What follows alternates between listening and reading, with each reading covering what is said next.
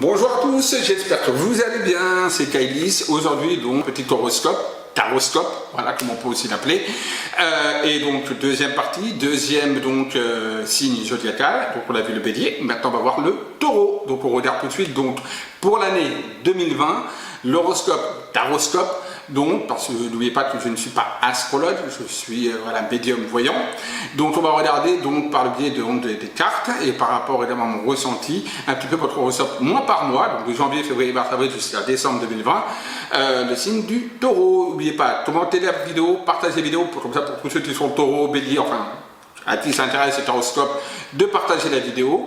Encore une fois, prenez votre petit thé tranquillement, alors ça peut être thé, ça peut être café, à éviter parce qu'il y a beaucoup de caféine, la caféine c'est pas très bon, plutôt le thé c'est mieux, ou une petite verveine, pourquoi pas, si vous êtes le soir, juste avant de vous endormir, ça peut être sympa.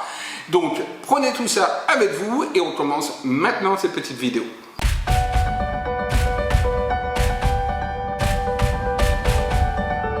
Donc on va regarder le signe du taureau. On a regardé le bélier, maintenant deuxième signe zodiacal, le taureau.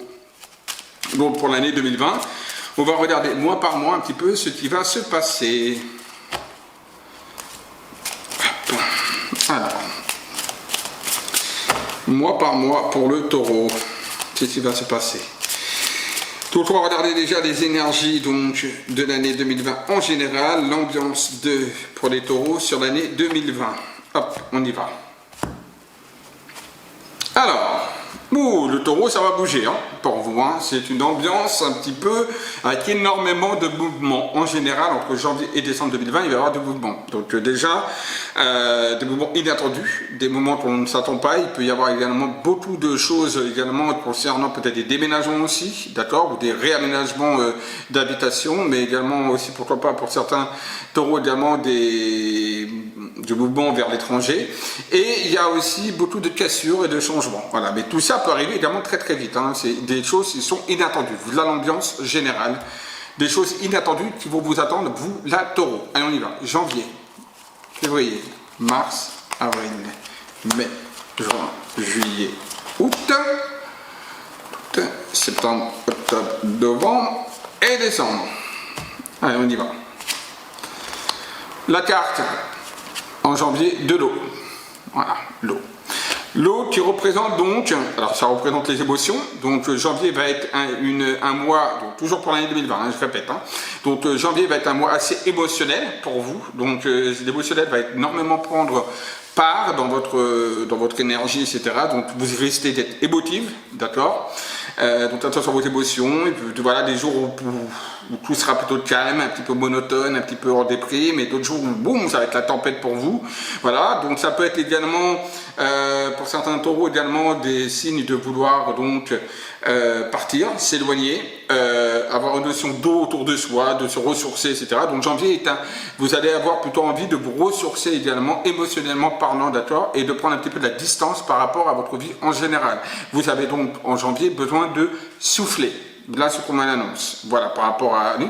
Et également pour les taureaux, ce sera une bonne année, enfin une bonne année. Ce sera un bon mois également pour tout ce qui est également la fécondité. Donc voilà, pour ceux qui veulent faire des enfants, voilà, les taureaux, allez-y, janvier me ressort plutôt positif, d'accord. Puis on a la lune c'est la fécondité, c'est le féminin, etc. Et avec l'eau, ça me ressort également très positif. N'oubliez pas que c'est pas que l'interprétation des cartes que je fais, que je suis pas tarologue ou cartomancien, je suis voyant, donc médium, c'est aussi ce qu'on me transmet comme information en plus des cartes, d'accord. Donc voilà, donc il y a tout ça qui ressort pour vous sur le mois de janvier. Février, bon, on a encore cette envie d'évasion, d'accord, départ encore. Donc on a l'eau, on a dans janvier, on a le départ également sur février. Donc là pour moi, après c'est le côté motif que vous avez eu en janvier, février, vous allez vraiment vouloir entamer un nouveau départ dans votre vie, quel qu'il soit. Donc, nouveau départ, une nouvelle activité professionnelle, ça peut être une nouvelle activité professionnelle, ça peut être un nouvel amour, ça peut être évidemment reprendre son ancien, on va dire, se réconcilier avec son ancien compagnon ou compagne, et essayer de repartir à zéro. Donc il y a un nouveau départ qui s'annonce pour février. On est vraiment dans une optique encore liée à l'émotionnel, puis c'est encore la lune, donc c'est encore lié à l'émotionnel bien sûr, et donc une envie d'évasion, de nouveau départ, de prendre un nouveau chemin. Donc janvier et février vont être 2 mois importants pour vous d'un point de vue émotionnel par rapport à des changements, d'accord, dans votre vie en général. Encore maintenant, on est au mois de mars. Mars, ça va être la famille qui va prendre, on va dire, plus... qui va avoir un impact assez important par rapport à vous, d'accord? Donc une carte vénusienne, donc Vénus, donc la carte de l'amour, des sentiments, des bonnes pensées, la carte... voilà, donc là on a la notion de famille, donc pour moi, là sur Mars, vous allez vouloir essayer d'être plus proche de votre famille, d'accord, de vous rapprocher de votre famille si vous êtes éloigné. Donc peut-être justement avec cette notion justement de janvier qui ressort et justement de départ, nouveau départ, peut-être des réconciliations familiales, ça peut être tout à fait possible, d'accord. Donc ça va pas être, mois de mars, ça va pas être très lié au professionnel, d'accord. Professionnel, vous allez le mettre en second voire troisième plan, mais ça va être plutôt la notion famille qui ressort pour le mois de mars. Donc un mois un petit peu tranquille, calme, où on essaye d'être beaucoup plus à la maison, d'être beaucoup plus se reposer, de moins se prendre la tête, de moins être dans l'émotionnel, d'être plus, on va dire, s'occuper un peu plus de tout ce qui est côté familial, tout simplement. Enfants, famille, ça peut être parents, mère, grands-parents, voilà. D'accord, c'est plus ça qui ressort sur Mars. Le professionnel n'est pas trop dessus. On voit que janvier, février, mars n'est pas lié vraiment trop professionnel, plus lié au côté émotionnel et personnel pour le moment. Mois d'avril, on tombe sur l'abondance, donc l'argent. Là, ça va être donc un mois avril, où on va commencer à penser un petit peu à ses finances. Donc, on va faire attention à ses finances, on va essayer de rééquilibrer tout ça, on va essayer de gérer un petit peu mieux, on va dire, son portefeuille, quelque part. Et il peut y avoir aussi pour des taureaux, des rentrées d'argent sympathiques, donc des promotions professionnelles, ou alors des gains peut-être également dans les jeux, voilà, attention, des petits gains, je dis pas des grosses sommes, mais bon, des petits gains. Là, il y a une notion d'argent qui ressort sur avril. Voilà, qui est plutôt positif, et on a également Mercure, donc la communication, le commerce, etc. qui ressort. Voilà, on est plus dans à faire attention à ton argent, professionnellement parlant, financièrement parlant, et il peut y avoir des promotions, il peut y avoir des nouvelles choses qui se mettent en place, peut-être même aussi de l'épargne, parce qu'on va vouloir peut-être épargner également pour les taureaux, ils vont être vouloir épargner pour pouvoir justement peut-être ensuite faire de nouveaux projets sur l'année 2020, voire 2021. Le mois de mai, on a l'adversaire, la carte de l'adversaire, voilà. Donc l'adversaire, c'est les difficultés. Donc le mois de mai, ça va être un mois assez un petit peu compliqué pour les taureaux, nos amis taureaux. On voit, ça va être compliqué, ça va être un petit peu la carte un peu des combats, des conflits, des intérieurs, peut-être des problèmes avec les collègues, peut-être des problèmes également au sein du couple, au sein de notre relation. Il peut y avoir également certaines trahisons quand on est dans un couple, attention. Et voilà, il y a des choses également, des personnes, un environnement qui est négatif, des collègues ou autres, ou des amis que vous avez peut-être vous rendre compte que ce ne sont pas véritablement des amis, voilà, des collègues qui ne sont pas vraiment de bons collègues. Voilà, il y a une ambiance un petit peu négative sur le mois de mai que vous allez ressortir. Vous allez réussir à outrepasser tout ça, mais le mois de mai va être un petit peu compliqué à ce niveau-là, au niveau de votre environnement. C'est l'environnement, au mois de mai, qui va surtout prendre le relais, d'accord ? Mois de juin, on a la carte de la femme, donc là, ça va être plutôt, on va dire, tout ce qui concerne les conjointes, d'accord. Et si vous êtes des hommes, écoutez, ce sera peut-être les conjoints tout simplement, mais c'est plus, on va dire, le côté féminin qui ressort au mois de juin. Donc pour moi, si vous êtes célibataire, vous êtes un homme, vous êtes célibataire au mois de juin, et pour moi, il y a une rencontre très possible pour le mois de juin pour les taureaux, d'accord, qui s'annonce. Voilà, donc à mettre ça, voilà.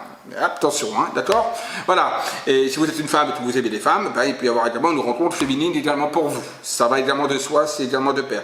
C'est donc la rencontre avec une femme. Et il peut y avoir également pour les couples déjà mariés, on va dire un rapprochement encore plus au niveau de sa femme. Je vous l'avais mis un petit peu de côté, ce qui n'est pas bien, mais bon, ça peut arriver.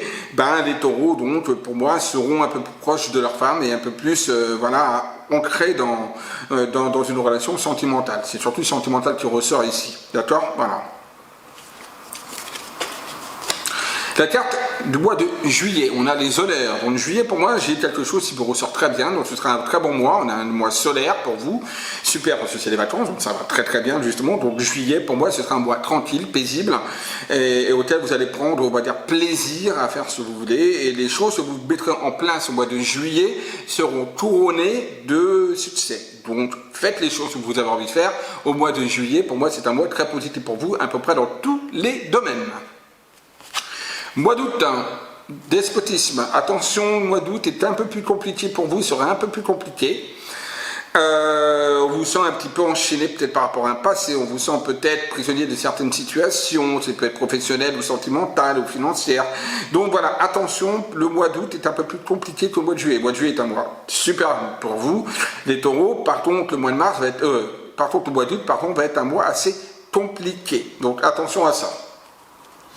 Septembre, on a la carte des opportunités, des choix, des décisions à prendre, peut-être liées au mois d'août justement, d'accord, auquel vous serez attaché. Donc le mois de septembre, on a la clé qui vous appartient, soit de partir dans une direction ou dans une autre, et c'est vous qui êtes, on va dire, qui avez votre destin en main au mois de septembre, d'accord. Donc de nouvelles choses vont se mettre en place pour les taureaux sur le mois de septembre. Ça peut être une nouvelle relation sentimentale, ça peut être le choix de prendre quelque chose professionnellement nouveau, peut-être une opportunité professionnelle également qui va s'ouvrir pour vous. Voilà, on est vraiment dans une opportunité. C'est pas spécialement financier au mois de septembre, non. Pour moi, ce serait plus quelque chose avec des opportunités sentimentales et professionnelles qui ressortent, d'accord, et des choix à faire, des directives pour le mois de septembre. Octobre, on a la carte du hasard. Le hasard, c'est la chance, quelque part, voilà, hein, bon voilà, c'est des choses qui peuvent vous tomber dessus, on a la carte Jupiter, donc Jupiter, c'est la chance, voilà, donc on a le hasard qui ressort, donc pour moi, le mois d'octobre est un mois qui va être chanceux pour les taureaux, donc c'est un mois plutôt sympathique, d'accord, donc voilà, pourquoi pas, tentez votre chance, ou de ratage, ou un truc comme ça, il peut arriver un truc peut-être positif pour vous, à ce niveau-là. Novembre 2020. On a la passion, donc on voit c'est encore un mois plutôt sympathique pour le mois de novembre, pour nos amis des taureaux, d'accord, avec la passion, donc ça peut être des rencontres foudroyantes, ça peut être un coup de foudre, ça peut être quelque chose de passionnel qui arrive sur vous d'un point de vue sentimental, attention passionnel, donc qui ne durera pas, mais qui peut être très fort pendant un moment, voilà. Ça peut être également avoir envie peut-être de changer également ses activités extra-professionnelles ou extra-scolaires, pour ceux qui sont également dans les études, pourquoi pas. Donc peut-être trouver une passion, voilà, se trouver une passion d'un sport, d'un hobby, etc. Donc le mois de novembre sera propice pour ça, en tout cas pour nos amis des taureaux, d'accord.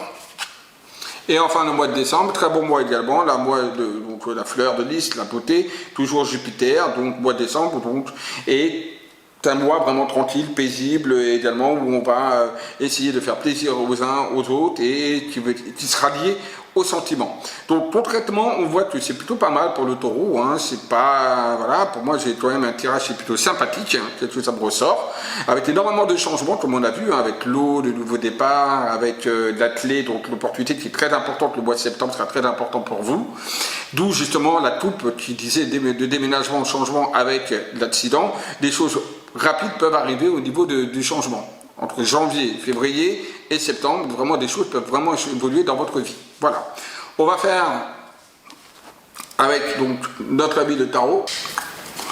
On va donc faire le tirage par-dessus pour voir un petit peu les conseils et voir un petit peu ce que nous dit le tarot par rapport à ça. Donc pour compléter, comme avec le bélier. Allez, donc